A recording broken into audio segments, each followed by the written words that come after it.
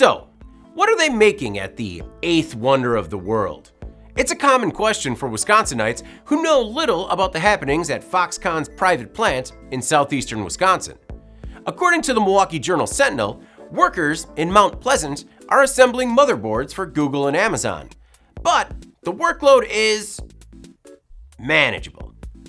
A now former 38-year-old employee told the Journal Sentinel that the company has little work for employees. Workers who have been on the job for a year say they've put in about 3 months worth of work. The employee spoke out because he believes workers at the facility are treated unfairly, reprimanded for doing nothing when there's nothing to do. However, he was warned. The employee recalls a tour of the facility during his initial orientation, during which coworkers told the new employees to run. The employee works in a building with 5 lines, although 4 are currently operational. Workers from the shuttered line can either sit in the break room or use personal time off to take a half day.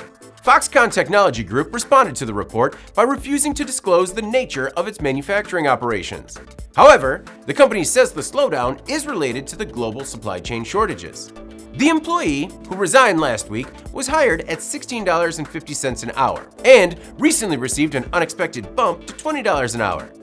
Last year marked the first time Foxconn qualified for state incentives since it broke ground in 2018. The company received some $30 million in Wisconsin tax credits.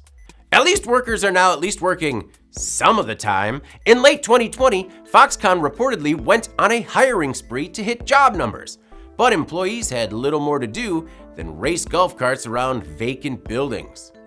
According to the company, it will continue to hire. I'm David Manti. This is IN Now.